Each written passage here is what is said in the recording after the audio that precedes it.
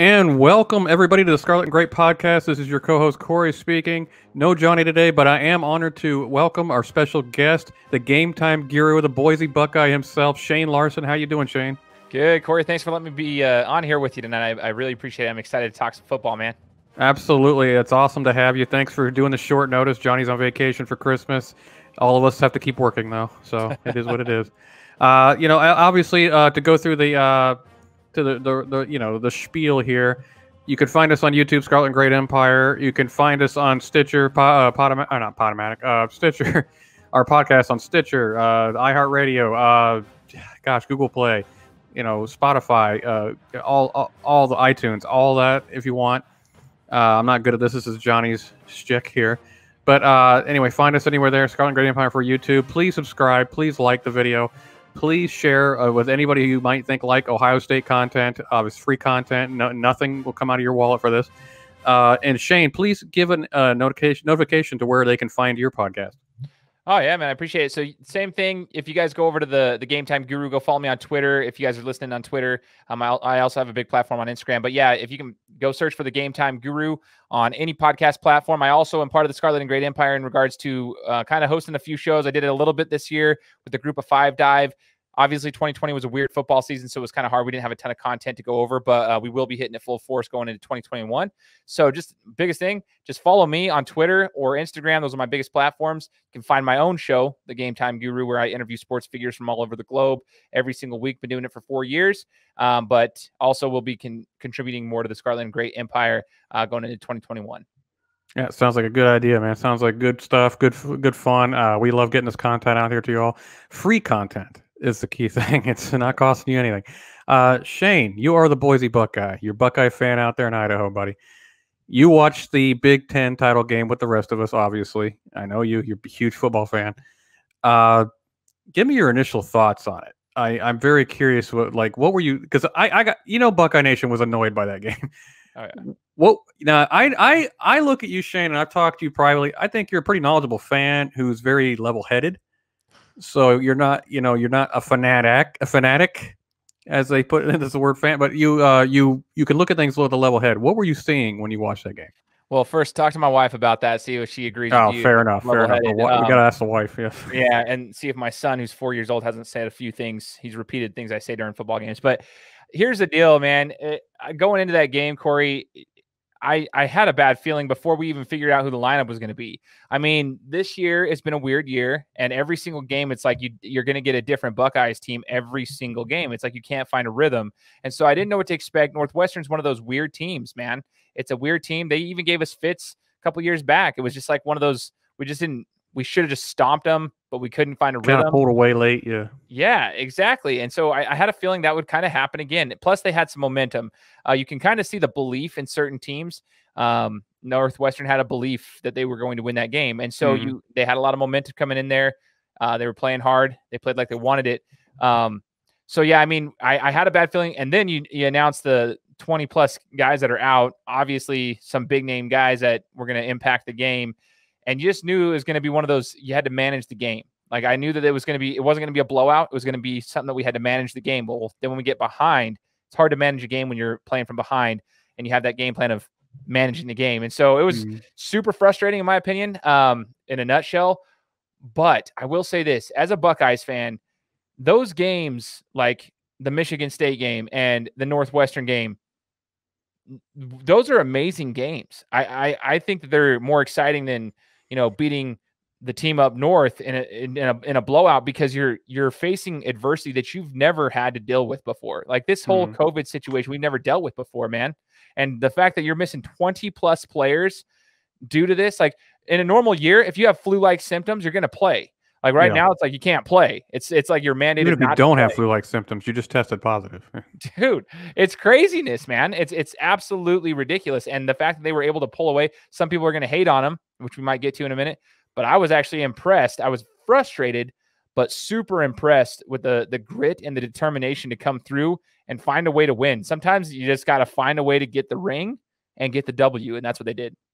Yeah, I agree. Obviously in the middle of the game, you're like, why can't we do the things we normally do to teams? But you got to give Northwestern credit, obviously. To the first, their corners are both first team Big Ten guys, all Big Ten. They're very good. Brandon Joseph, Craig Newsome are very good players. Their linebackers, Blake Gallagher and Patty Fisher, excellent football players. Pat Fitzgerald is a great defensive mind. He is the Jim Tressel of Northwestern. He knows how to control a game and win those games. He doesn't have flashy offenses, but he's got great stifling defenses. That's his formula, and it works in Northwestern. Look, they've been in the Big Ten title game 2 out of the last 3 years. Can't argue with it. And the Big Ten West is not known for being great at football, but they do have some stellar teams. Like Iowa's really tough, Wisconsin's really tough normally. It's not a cakewalk. It's not like they're just so head and shoulders above everybody else. It's just a cakewalk. So all the credit in the world to Northwestern to being that tough. Totally, man. And you got to credit their coaches. Yeah. Their coaches, like the schemes that they put together, they put Fields in a position to like, they knew what his weaknesses are, if you want to say that, and they made him have to, they exploited him. And that's fair. That's what you should do as a good coach. You should be putting your team in a schematic situation where you've got to force the star players to have to focus on their weaknesses rather than their strengths. And obviously you're missing Olave. That's going to be a big deal. But I still thought, you look at Ohio State's athletes across the board, they were still far superior. It's just that you put them in positions where Fields was forced to make some plays, and he was struggling, and it was a mental grind for him. I credit Northwestern a lot. I know a lot of people will say, well, Fields couldn't do anything, yada, yada. Well, there's a reason for that. Northwestern has to be given some sort of credit before we start thrashing Ryan Day and we start thrashing Fields for the lack of execution and so forth. A lot of it had to start with the game plan on the other end. Absolutely. And, I will say this, and some people argued with me on Twitter about this. I completely still believe it, though. First of all, you didn't have Brian Hartline there. Right. Because of COVID, right? Look, Coach Key is obviously capable. But, again, you don't have your leader there, right, in the wide receiver room. You're missing Olave. And I thought to myself, okay, as long as we got guys like Jackson Smith, Nick Jigba, and so we could kind of fill the void a little bit because at least Fields has gotten some work with him. Be honest with you, beyond Wilson and Olave, does Fields really trust any of these guys? It doesn't look like it to me. He's not really, because there's some times where he's missing wide open guys because he's just not looking their direction. And on top of that, you take that, you take the Olave away, you take Jackson Smith and Jigbo away. It looked to me like they were targeting Fleming early just because of the fact we need to get Fields comfortable with these guys. Because Ryan Day alluded to the fact that they had to change their game plan almost midweek because of Olave all of a sudden being out. He was out. It was like Tuesday or Wednesday. He got the test. Like, oh crap! Now we don't have Olave. What? Beyond those two, he really hasn't trusted anybody all year. So, if you combine that with the fact that Wisconsin, Northwestern, if you look at it statistically, they're exceptional against the pass. I don't care they're playing weeks. I don't care. They've been exceptional against the pass. And Fields, on top of that, late in the second quarter, third quarter, busted his thumb, and his throwing hand would look like it was swollen, and his accuracy was way off, as you could tell. It's just a perfect storm of a lot of different things, I think, that contribute to Fields not playing well. But what picked up the slack? I don't know where this run game came from all of a sudden, but we look like we had J.K. Dobbins back. Oh, yeah. I don't know where. I was looking at the game again, and we watched it again last night, and Trey Sermon was doing his best J.K. Dobbins impression of these cutbacks we've seen all year, and it finally looks like Sermon is comfortable with the offense. Do you think that's the case? It's not. People were saying Sermon's not what we expected, but honestly, you see him week to week, he's getting more and more comfortable, don't you think?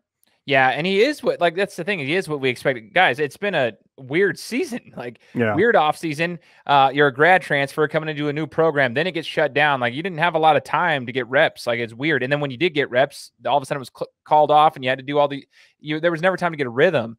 And he's in. What I love about Sermon is the fact that we're playing the offense, getting him the ball out of the shotgun. That's what he's used to out of Oklahoma, right? He was used to this type of get the ball in the backfield right there and kind of wait for the line to do their thing, and then he goes.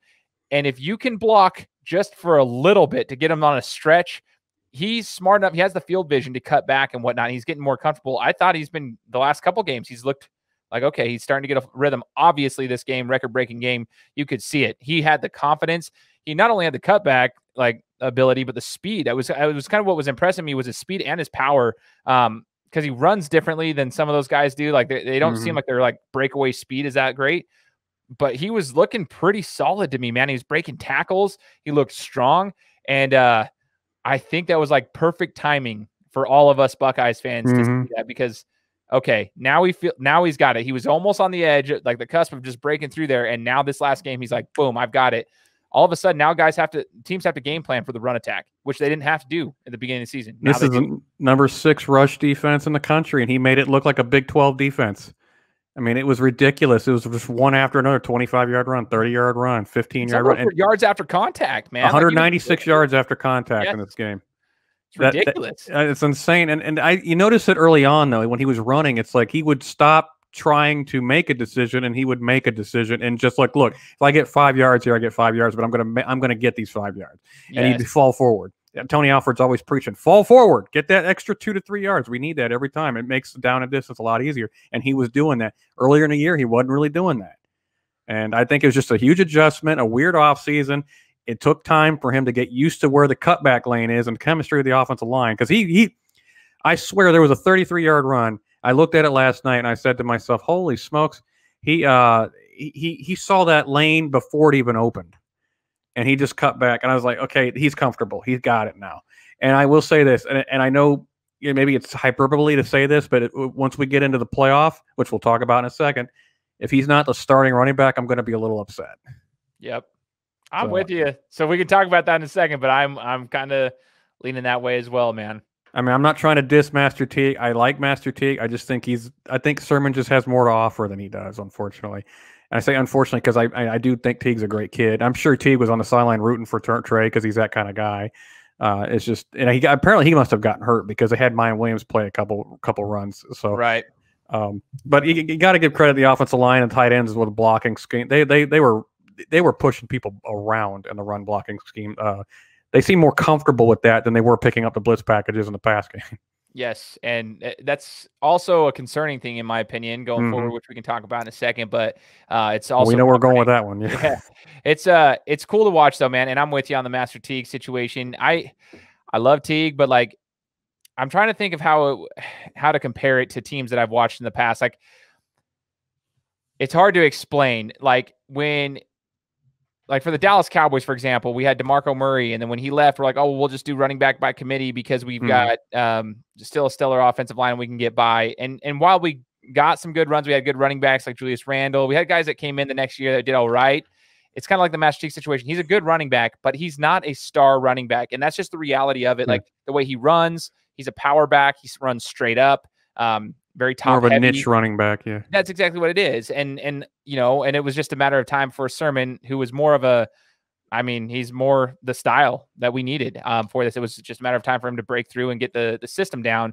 And now we see that. That's the kind of running back you want in there. So I don't know. That's what it reminds me of. I think we've got our back, and I hope he's getting the reps at the one spot going forward. Absolutely. And by the way, Kieran Shanker will join me in a show later this week for YouTube.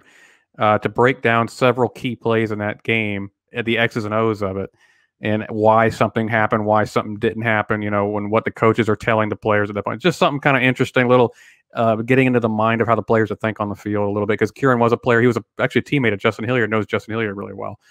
So you could tell he was texting me during the game, crying happy tears for my boy, because Hilliard had such a great game. Speaking of Hilliard, go to the defense side of the ball.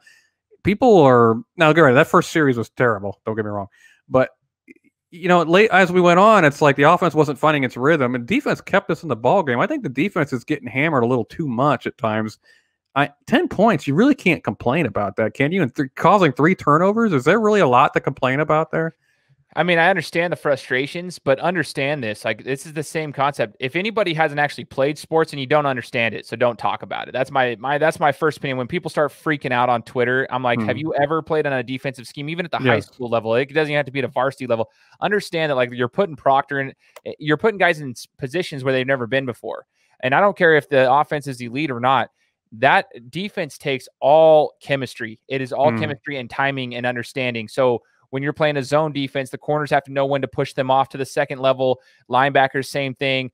Sometimes, that safety, especially if they're not the normal safety, they're not in their normal position. It is very difficult when a tight end or a receiver gets to the second level because the linebacker might bite up on a play action or something, just even a fraction of a second. All of a sudden, you've got a decision to make. You either got to take this guy or this guy. Well, they're going to chunk it down for 10 yards because you took the other guy. that's the type of thing that's going to happen when you have guys in spots they're not used to being in. And that's why I was sitting there. I'm like, guys, and then there was one play where Proctor got, he took a terrible angle on the run. The guy cut back and just took it up, right? Yeah, and he actually flipped on that play. I saw that play, yeah. It was pretty bad as far as the angle, but he actually made the right decision of like coming up to the hole, but he just took the wrong angle, like trying to figure out, it wasn't as bad as everybody was making it seem on Twitter. So guys, like what I thought, Cory, was first off, everyone's just they're so fast to freak out. And I'm like, listen, give them a minute. Like this is harder than what people think. Like you're out these guys. You have to understand that defense. Browning, Hooker were both out. Two guys are starters. Whether you like Hooker or not, he's a starter. And he's been. You're right though. They build that chemistry over the season. Whether you like Hooker or not, he has been the starter, and they have that They're building that chemistry, and all of a sudden, nope, can't play. Browning, same thing. And I know Hilliard filled in amazingly for him, but at the same time, it's like, you got to get a feel for each other. You're right, because it's about responsibility and gap control. You have to know that your guy's doing his job, so 100%. You don't overcompensate and make mistakes on your assignment. It's Raekwon McMillan talked about this a couple of years ago, where they said he would over pursue. He's like, no, I'm making sure the backside is not weak, so we're good on that. It's like, I'm not screwing that up. I'm on my assignment. So it's a lot of assignment, responsibilities on defense, and it's just hard. Now, Lathan Ransom played pretty well, it looked like, but again, it's a freshman. You don't totally know what you're getting with him. Proctor moving to the single high. He hasn't played that all year. Right. You're right. Shane, you're so right. And I remember I was a little upset by the tackling effort in the first series. Yes. It did, but it looked like they hadn't played but one game in a month. That's what it looked like. So, and that's what people talk about. Lack of games is an advantage. No, it is not. Game reps are a real thing, especially when you want to build that chemistry. So, 100%, dude. Like I could go off on the whole. I hear you. The advantage of not having enough games. Listen, not only did we have a few, like half the amount of games, but we don't even have a full roster. No one can get a rhythm. That's why I'm nervous going into these. Like my confidence isn't as high as it was at all. Like not even a fraction of what it was last year.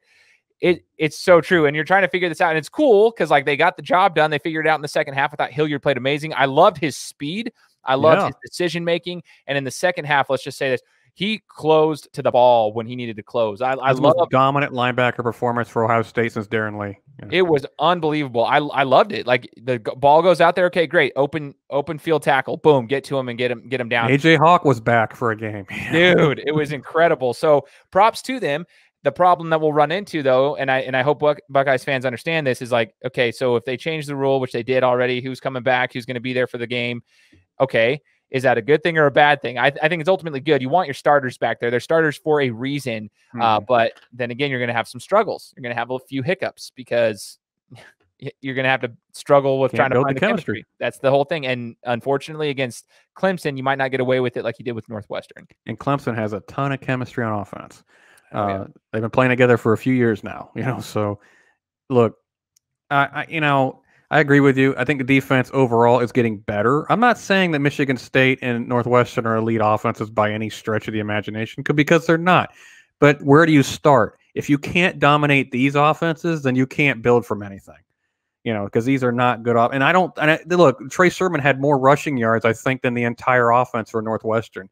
Now, there's a couple things that I was bothered by, like third down conversion was at a 47% rate for Northwestern. That's ridiculous. That shouldn't happen. Right. Especially some of those were third and long, 3rd and 7, 3rd and 12, and they were just playing soft zone coverage and rotating a blitz pattern and trying to get to the quarterback, hopes of making a mistake. But it's like, if the guy's wide open in the seam, why not just hit him? And they were. And we get frustrated with our corners. I'm more frustrated with the coverage calls than anything. I think the corners overall are solid. It's just, sometimes they're just told to lay off. And especially on 3rd and short, I don't get it. I'm going to ask Kieran about it. I don't get what the thinking is. It's like you have cover 3 on one side, man-to-man on the other side. You're trying to disguise it. And it's like Sean Way's laying off 15 yards on 3rd and 3. I'm like, well, what would you do if you're a quarterback? Audible. Hey, just stand right there. I'll get you the ball. You got wide open lane here. I don't understand Coach Combs he's forgotten more about football than I'll ever know. I fully recognize that. But I still would love to pick his brain and be like, what's your thinking on that? Why don't you just play across the board press coverage and make them earn that 3 yards? That's what I'm with, man. I don't understand it. And that's where you've got great coaches and you've got elite coaches. And that's the one thing is like great coaches can take backups and put them in the position to be successful if they need to be based on the schemes that they put them in. And that's one thing what I think we failed to see with Ohio State so far this season. Maybe they're holding something back. Maybe they're waiting for the big game. I don't know. I'd like to think maybe they don't fully trust the man coverage on the corners. I don't know. That's possible too. I mean, maybe they know more than I do. They're in the day to day. But the thing is I'm with you. I'm like, why are we laying back 10+ yards right here? Why? Press up and trust your athletes and their instincts. Like that's all, I don't know, but that's just me. And I guess we'll have to figure that out, but you can't get away with that against Clemson. You do that against Clemson, not only will they hit you, like hit over here, they get runs like the yards after the catch. That's the problem. Yeah. They can get the yak. Okay. And so you can't just give them opportunities to keep picking you apart little by little by little, and then let ETN just go right up the middle. Like you can't do that. So you're going to have to figure something out.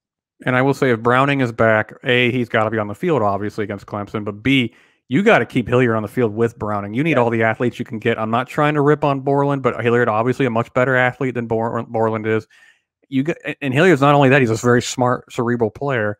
You got to keep all your athletes. Werner, Hilliard, and Browning, however you want to set them up, is up to the coaches. But I think those are your three best athletes. You got to have them on the field because of guys like Etienne.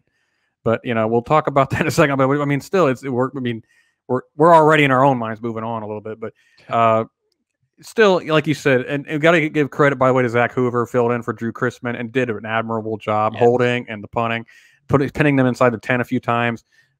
Credit to him. He got special teams player of the week, as he should. Hilliard, obviously, defensive player of the week, and Sermon offensive player of the week. I mean, is it pretty obvious or was it obvious? And I'll say this, a special shout out to Tyreek Smith, who got pressure all day long, but got held all day long on top of that. He looked good. He's getting better and better. You can see that the gears are starting to grind with him, or starting to move with him. So what I love about him, though, especially when it's a passing situation, they know it, and he pins his ears back. He doesn't, like what I noticed. Maybe he over pursues a few times, but I like the angles he takes on the outside. Yeah, shoulder leverage is nice, dude. He's got leverage and he's strong. He's a little skinny in a sense, but like he's strong, man. So he's like pushing the guys in the right spot, which I think will be huge. Again, going against someone like Lawrence, where you've got to actually contain the guy because he can move. He can move. He showed us last year he can move. Yeah, 100%. So, hey, you know what? Still, like you said, gritty game, gutted it out. 4-peat Big Ten champions. It's hard to do that. It's never been done before in the Big Ten. Now it has. Ohio State's at a level that the rest of the Big Ten can only hope to even come close to at some point. Whatever it's a gritty game or not, talent-wise, they should beat every Big Ten team by 3 touchdowns. They really should. But Northwestern is a lunch pail, will get in the mud with you and punch it out with you. They are that guy that you don't expect to be a gritty fighter, but they are.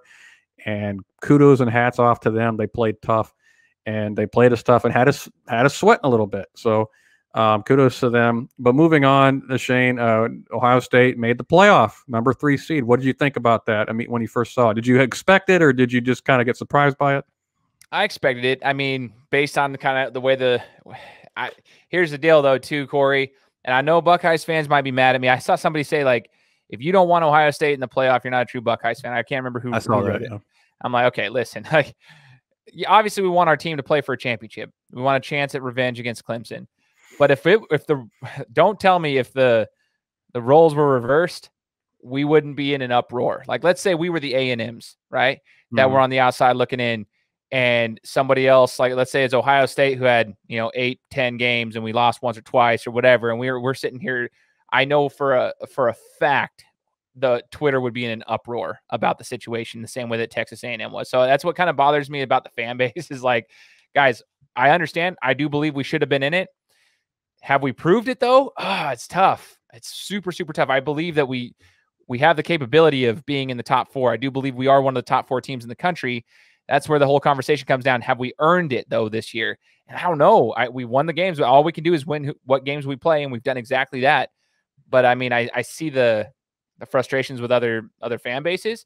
But I was expecting 3 based on what happened with Notre Dame. And so in that regard, I'm not surprised. But I'm excited to see what we can come up with in 2 weeks. I'll be honest with you. Texas A&M to me is like, I don't want to hear it from them, mainly because the schedule overall is pretty weak. And I mean, they complain about our schedule.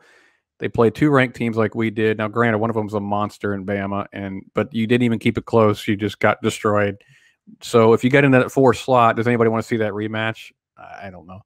On top of that, you beat the Gators. That's a respectable win. I'm not taking anything away from them. Gators are a good team, but they're a good team. They're not a great team, but they're a good team. And you beat them by 3 at home. And Dan Mullen complained, of course. But it's okay. That's a good win. I'll give you that. But Indiana's a good win. Northwestern's a good win. I don't know if those teams are as good as Florida. I do think that they would, if Penix were healthy, that Indiana would give Florida all they want. I think because their defense is susceptible to a great pass game. I think Northwestern would actually slow Florida down a little bit. I really do. I don't know if they beat them, but I know they slow them down a little bit. So we got 2 ranked wins. Have we looked phenomenal all year? Of course not. But again, that also goes to the fact that we've only played 6 games. That's supposed to be half of our regular season. So I get A&M wanting to be in, but they don't have a better argument than us, in my opinion. Right. Now, Notre Dame, to me, they deserve to be in, but to me, they're frauds. I have no respect for Notre Dame. Listen, Corey. This is where we got to talk, though. All right, buddy. We haven't beaten Clemson, so what are we to talk yet, man? We haven't beaten Clemson, and so when I get it, but Notre Dame did beat Clemson at the beginning, and everyone says, okay, everybody was okay, but they got the job done, and they actually played pretty well, and Clemson didn't miss a beat on offense that first game. I mean, they threw for no, they were out like what? They're out like 6-7 defensive starters, or at least 4. The defensive starters. That was the thing. The defense was missing. But Notre Dame should have won that game by 2+ touchdowns. They screwed themselves over. Ian Book fumbling right near the goal line. A couple possessions. Same thing they did this last game, except they didn't get away with it. They left points on the board. Clemson was back. Yeah. That's the thing though. Is like that Notre Dame game, this last game, you can't make mistakes against Clemson. And so Notre Dame made a few mistakes where missed field goal. They stopped a few drives. Like they were driving on them. They were moving on them. But as soon as you make 2 mistakes, you're done. And you can see it just start to steamroll. And that's where I think Notre Dame deserves to be in the playoff just as same as anybody else. I really do. I'm not disagreeing with you there. They have the resume to get in the playoff. Don't get me wrong. I didn't think they were out. Everybody thought they were out when they're getting blown out. I was like, no, they're going to be in. They won't be the 2 seed, but they'll be in. Yeah, I think this is one of those years, and I say it every year, which is why we saw Oklahoma was rolling through teams last year, and they get stopped. They did that. Oklahoma's the Buffalo Bills of the college football playoff. They keep coming in and they keep getting beat. And so it's the same concept. And people will if Notre Dame gets housed, again, then everyone's going to say what they want to say. But Oklahoma couldn't hold their own either. I'll tell you what, if Notre Dame gets housed, this is going into your wheelhouse now. Why does Cincinnati not get? We constantly talk about these group of 5 teams like we're afraid of seeing a blowout. Now Cincinnati's going to get a chance to show off against Georgia. That'd be if they won that game. If you can't respect them after that, then you're never going to respect them. But why don't they get? What are they, 7th now or whatever, 8th, or they get totally disrespected on an undefeated season? Now, granted, they beat Tulsa, who's a decent team this year. They beat Tulsa by 3, so people looked at. But if Notre Dame gets housed, don't you have to? If you're going to keep the playoff at 4, don't you have to consider the argument that we're worried about a blowout? Well, apparently not, because we always have them anyway. Yeah, that's the frustrating argument, right? We everyone wants to extend the playoffs, but then the argument against the extension of the playoff is like too many blowouts. Literally, just with 4 teams, you get blowouts every year. Ohio State was victim to one of those just in 2016. I was at that game. It sucked. There's always usually like 2 elite teams. Last year was truly the first year where I thought there were 3 teams. That was Ohio State, Clemson, and LSU that could actually win a championship. I thought LSU and Ohio State and Clemson were all the same level of talent. In that tier 1. Yes, tier 1. And so, it's so frustrating because there's always a blowout. And then so if you extend the playoff, are you going to see the blowout? Well, if you are anyways, why not give somebody else a shot at it regardless, right? So I think Cincinnati got disrespected. But I do think this is a season. It's 2020 football.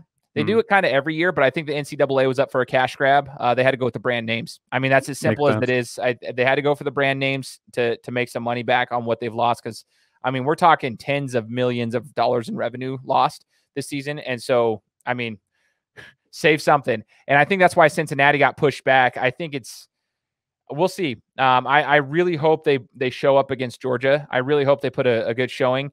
I think maybe people have that Cincinnati Ohio State game from last season in their heads too, and I think that gets overlooked. Yeah. The committee. I hate when they look at last season or the season before. It's like, guys, it's a new season. We're done with that crap. You know. Well, It's a new team. I know, but that's the way the committee looks all the time, though. They're like, well, should we put so and so in the playoff because they got destroyed the last time? And it's always like that game they play. I think that's something that's on their minds too, though. Cincinnati, they were a great team, but then they got destroyed by Ohio State, and I'm like, well, Ohio State destroyed a lot of teams last year. And Ohio State was on another level last year. Yes. That was ridiculous. That team looked unhurt. I mean, if J.K. Dobbins doesn't twist his ankle, I still think we'd beat Clemson regardless of all the other crap. I think that was the key. It's like when he couldn't go full strength, I was like, oh crap, because he was such a look. I love Justin, but J.K. was the offense in my opinion last year. And I think that Trey Sermon's starting to turn into that now and could take a lot of the steam off of Justin's back. But okay, so I wasn't surprised either. I said it on Twitter. We're going to be number 3. The hard decision is going to be A&M or Notre Dame at 4. That's going to be the hard decision. It's an undefeated Big Ten title champion with a name brand like Ohio State is not a hard decision. I didn't even think that they were going to balk on it, to be honest with you. So then we got matched up with Clemson. I thought we would go to Dallas because I swore I thought Nick Saban would choose New Orleans for the Sugar Bowl. And then I was just going ahead and saying it to people. I was like, oh, we're going to be in Dallas. That's awesome. And then all of a sudden I hear that Alabama hasn't chosen Dallas. And I'm like, wait, what happened here? But I guess it's possible because there's going to be fans in the Dallas Stadium, but not in the Louisiana Stadium Sugar Bowl. That's been a rumor theory. But we're going to be playing in where Clemson lost the national title game last year. We're going to be playing Clemson in the Sugar Bowl. Okay. We have a good history of the Sugar Bowl too. Recent history of beating Bama there. Look, we'll talk more in depth about the game next week, obviously. But I don't know. To me, I was excited when we drew Clemson. I know some Buckeye fans are just very, worried about it. I'm not worried about losing because, first of all, it's house money. We're expected to lose this game. We're underdogs. Nobody expects us to win. It's house money at this point, right? And I don't care about trash talk on Twitter. I know a lot of people get concerned about that. Oh, they're going to trash talk us. I don't care. I want to play them every year if I can, until we beat them. I want to keep playing them. And I get that they've owned us. I get that they have that aura over us. I kind of get the vibe from you that you don't have the confidence where you just outright said it, actually, that we're going to come out and play a great game against them. So you don't think you think we probably won't win? Is that safe to say? No, that's not. So here's the deal. Like, all right. I'm sorry. I don't want to put words in your mouth, brother. No. So that's the thing. I don't have the confidence. I have like a fraction of the confidence I had last year, because you got to have to understand. I was at the game in 2016 when Deshaun Watson just put it on us. Then I was at the game last year. When we were going to the game against Deshaun Watson in 2016, my wife and I knew, I was like, dude, this is going to be a really tough matchup. Like, they're really good. And I was like, I think in that year, I felt like we got put in the playoff as a correction from the year prior. I always feel like it was like the committee's always trying to fix their previous year's mistakes. So that year I didn't have confidence. Last year, when I was going to the game, I was like, we legitimately can beat this team. Even though Clemson, to me last year, was a powerhouse, I was like, we can beat this team. We are that good. And this year, I don't feel as negative as I did in 2016, but I'm like sitting here like, I have confidence in our running game. Sermon gave me that. So I'm like, okay, we've got this. But there are a lot of ifs, right? I think we've got to get Justin Fields healthy. People are underestimating this injury. If he can't grip the football, then what good is Wilson and Olave to us? He can't get him the ball. So I get that you need to have the quarterback to understand the blitz coverages and blitz packages and the coverages and protections and all that and be the leader. But if you can't throw the ball, you're going to have to JT it. And I just don't think that's going to cut it against a team like Clemson. No, you can't. And that's what we've seen. You can't play sideline to sideline with this team. We've tried that before. You've got to go vertical. You've got to get the ball up the field. So that includes with the running game. You can't just keep going side to side. We used to we tried that before in 16. It was put a guy in motion, try to get him the ball and spread the field out. You can't do that. You've got to get the ball down the field. So I'm a little bit nervous. I'm hoping that it's not as serious as, it can be good in a week. I keep thinking to myself too, Corey, I mean, last year, right at the end of the season, Fields almost blew his knee out. We thought he did on the hit. And then he came back and he was, he had a brace on, but he played in the game and he played well. And so I'm sitting here thinking the same thing. I'm like, this is kind of oddly similar. We got Trey Sermon, who's coming out of his shell right now at the right time. And hey, looking like a J.K. Dobbins. Here we go. And the defense is starting to find its rhythm a little bit. Offensive line is finding its rhythm. Last year, we were super physical. this year, up until this last, I think that's why I'm having such a hard time with like getting super confident. Is like, it wasn't until this last week that I'm like, okay, maybe we are as physical as Clemson. Maybe we are good enough to beat them right now. So I still think we can compete. But we've got to come out and we've got to execute. Again, I'll say the same thing with what happened in Notre Dame. You can't leave points on the board. Last year, we did the same thing in the Fiesta Bowl. Left points on the board. We should have scored touchdowns. We ended up with field goals.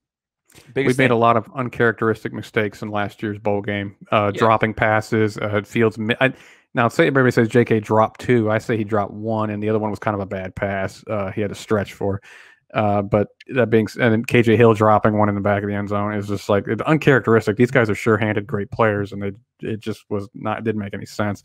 I'd be remiss if I didn't mention a touchdown being stolen off the board. But I'm sorry, I'm never that the Shaun Wade thing. I kind of see the point where it could be considered targeting, even though he leaned into it. But I was really salty about the fumble recovery being taken off.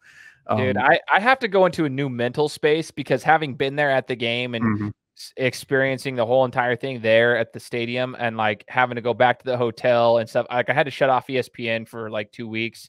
I couldn't I go into a different mental space because when I really start thinking about it again, Corey, like I get so upset to where like I can't sleep. That's how bad it affects me, man. So like I had to like get myself in a different mental bubble when we're talking about last year's game. So many different things, different factors that just seem super odd and uncharacteristic, like you said. Yeah, I think it's funny. Clemson fans are at me. Well, maybe it had an impact. I'm like 6-point game. You think maybe taking a touchdown off the board had an impact?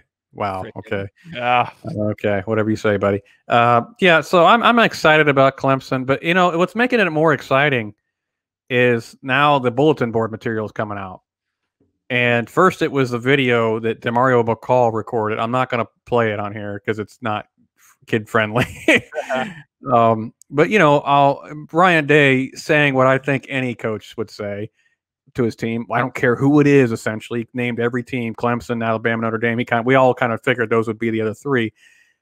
I mean, 2 of them were obvious, but I don't care who it is. We're going to beat their F and A. Again, I'm not saying it out loud. But and I thought to myself, and Clemson fans were jumping all over that, and I said to myself, what coach doesn't talk like this? Oh, yeah, dude. Again, please, man, if you haven't played sports, give me a break. Like, yeah, that's how you hype your team up. What are you supposed to, like, guys, we're going to go in there, we might not win the game. Yeah. Right, dude. If it's Clemson, guys, we're probably not going to win. I'm just letting y'all know. I mean, what's he going to – I don't know why Demario – I get the Ohio State side of it where you're upset with Demario for recording it and releasing it. I mean, that's kind of breaking a rule of the locker room. I mean, I do agree with that. But the idea of, bulletin board, I'm like, okay, yeah, put that on your bulletin board. Dabo's saying the same crap. I guarantee it. And he's also cursing, even though he claims not to do that. So, but then I think the real bulletin board material came out, though. The real bulletin board material. When Dabo's final coaches poll had Ohio State at 11. Yeah. That to me was like, after saying I respect, I mean, he obviously cast this before he said this interview, but then the interview he's like, no, I respect Ohio State. Clearly you don't. And I don't know. Shane, you've been a player. I didn't play at a high school level. I played a little lower than that, so I can't quite, even identify it. But I got common sense dictates. If you hear that, you're like, oh, okay. All right, it's on now. I mean, what as you as an athlete, what would you be thinking if you saw that? Well, first off, like I'm sure Ohio State's disciplined enough to where like their players aren't probably going to sit there and like harp on that, but like they're going to remember that chip like on your shoulder type thing, right? 11 though, like I can see, okay, 5 or 6. Yeah, okay, that's what Saban did. Saban put us at 5. Yeah, that's and I would honestly, okay, fair. You put us at 11. I believe he put us behind Coastal, if I'm not mistaken. Yep, so did. like, okay, like that's disrespectful. That's where it's disrespectful. Okay, so you beat us last year in a game where we had X that could have, gone either way. Okay. You won the national championship a few years, but okay, cool. But you're going to disrespect us like that. That's disrespectful. So like as an athlete, I'm going to remember that. I'm not going to sit there and just only focus on that because you got to execute. And that's one thing Ohio State's got to figure out is like to execute, but I'm not going to forget that. Be like, okay, they think we're an 11th ranked team. We're going to show them that we're truly the 3rd ranked team. And this is why we're going to go out there and we're going to compete. An 11th ranked team wouldn't be able to compete with Clemson. Okay, no. An 11th ranked team would get destroyed by Clemson. So let's go out there as a 3rd ranked team. And if I'm an athlete, I'm saying we got to go compete. Let's hit them in the mouth. Straight up. That's where if you're Ryan Day and company, you say, I recruit on your level, if not better. We have the athletes. If we execute, we will absolutely put it on you. Absolutely. 100%. I have an experienced quarterback. I have a running back coming into his own, an offensive line that's figuring it out finally. And Harry Miller's getting better all the time. Nicholas Petit-Frere has been elite this year. I have a wide receiver core that might be the best duo in the country since Jalen Waddle went down. And I'm not taking anything away from Devonta Smith. That dude is an absolute beast, clearly. But Olave and Wilson are as good as they come. I have game breakers, and on defense, I have athletes all over the field. Let's just settle on the field right now. See, I agree with you. They're not. A friend of mine texted me earlier. He's like, I think Dabo's trying to get them so angry they'll make mistakes. I'm like, no, I don't think that's Dabo's MO. I just literally think he just doesn't think we belong because of 6 games. I really believe that. Even though earlier before the season he said, yeah, you can't kill or get on a team about playing less games because it's a weird year, and then he changed his tune because that's what Dabo does. And now all of a sudden, 6 games wasn't an advantage. Now it's not an advantage for us because now he's on ESPN saying, well, we have less film to pour over, so it's good for us. It's like, okay, what is it? Dabo, choose a side and go with it, right? It's all over the place. To me, I've said it on the last podcast. To me, he's a fraud. I can't stand him. I just don't like him. I used to like him and respect him, but the more I hear from him publicly, dude, you're a fraud. I'm sorry. Yeah, it's hard for me, man, because on my show, I interviewed Kayvon Wallace. He was a former DB over there at Clemson, 4-year guy. And he's now with the Eagles. And when I was talking to Kayvon, he always talked so highly of Dabo. So I'm like sitting here like, oh, I shouldn't have asked that question because now I've got 2 different perspectives on it because I couldn't stand Dabo and I still get bugged by him. But now hearing a player's perspective, I'm not gonna tell Kayvon he's wrong. Obviously, he's been in that locker room and in that war zone with Dabo. To me, he's just giving off 2 different vibes all the time. And my guess is a player will see his inside voice, hear his inside voice in the locker room, and you understand the public game that's played as well. So for people who like myself who just see the public game, I get a little ticked off by them because I get tired of the double speak constantly. And again, I respect Ohio State, but I'm going to put them behind Coastal Carolina. It's like, okay. As I said to my friend, this is going to, like you just said, this is going to focus Ohio State. If anything, it's going to create more of a focus. Like, guys, we got to shut them up. And the only way to shut them up is get on that field and execute. You can be angry, you can pound your fist all you want, but it doesn't matter unless you get on that field and take care of business. And I just hope it creates that extra focus going forward. Because I wonder if Ohio State's been kind of bored this year. Yeah, to be honest with you, because it's 1 week you're on, 1 week you're off. You get it's like as an athlete, you get that mindset, then you got to turn it down. Off and on, off and on, and off and on. It's hard to flip that switch all the time. And they've had that all year. 3 games canceled for crying out. And then some weeks you're just kind of like, are we playing Michigan State? What are we doing? I don't know what we're doing this week. And are we even going to have enough games to be in the Big Ten title game? I mean, it's been so hard to focus all year. Now you're in the playoff against Clemson, a team you haven't beaten, a team that you feel kind of robbed you a little bit last year with some of the officiating. A game that you let get out of slip through your fingers. And now you got the coach of that team saying you're the 11th best team in the nation. I just think it's got to do, if anything, it's going to refocus this team to the point where, like, okay, it's all in front of us now. The cards are on the table. Get on the field and take care of business. 100%. I think, yeah, it's the first time all year where you're like, I know who I'm playing. I know when we're playing and where we're playing. And now it's time. We got film to go over. We got time to prepare for it. And we know we're going to be there. So let's get it done. And I think exactly what you said, it's going to help them focus. I don't think the difference is, man, and as I'm obviously a Boise State alum, so I go to a lot of Boise State games, group of 5 type of guy. I see the different athletes across the country. Ohio State and these top tier programs, they've got athletes, but they're not stupid. They're not dumb jocks. Like these types of athletes are super focused. That comes down to coaching as well, preparation. They're just super intelligent athletes. And I think that they've got the right mindset. That's why they end up playing at the next level. A lot of them do, or they're just super successful outside of college. It's because they're very intelligent athletes. And I think this is going to be one of those opportunities where Ohio State focuses. I don't think they're going to get too emotional. I mean, obviously you're going to come out there and ready to pop somebody, but it's not like you're going to let the emotions get the best of you. Absolutely. Shane, let them know where you're at, buddy. For what? What you mean? What you mean? Let them know where they could find you. Where's your? Let them know once again with a podcast. Okay. Yeah. Didn't So clarify. My bad. sorry. I'm not. See, this is Johnny's thing. I don't.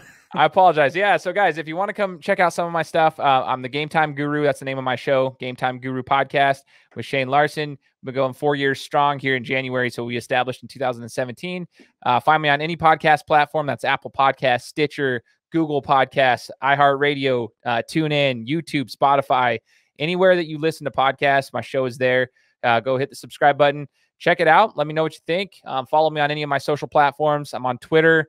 I'm on Instagram. I'm on Facebook as well. But my main platforms are Twitter and Instagram. So I'd be happy to converse with you. I love Buckeyes fans. So Buckeyes, if you haven't followed me on Twitter, I love talking with people. Like, I love chatting with Buckeyes fans. One of my favorite things the last year and a half has just been able to like converse with Buckeyes fans, like-minded individuals, especially during games, because here in Boise, I mean, they call me the Boise Buckeye. There's not a ton of us out here, Buckeyes fans. So I get my fix on Twitter. So come follow me there if you guys want to chat Buckeyes with me. Going to put his Twitter handle in the description of the YouTube channel, guys, and in the description of the podcast as well at Buzzsprout. Shane, as always, man, thank you for coming on. Thank you for filling in. You are an awesome guest to talk to. You know your stuff. I absolutely had a blast. Same, man. I appreciate you letting me join you, man. I'm sorry that Johnny wasn't here, guys, but hopefully I kind of filled the void in just some form. I'm sorry, Johnny? Who the heck's who's Johnny? that? What? Yeah. Anyway, guys, as always, goodbye, God bless, and go Bucks.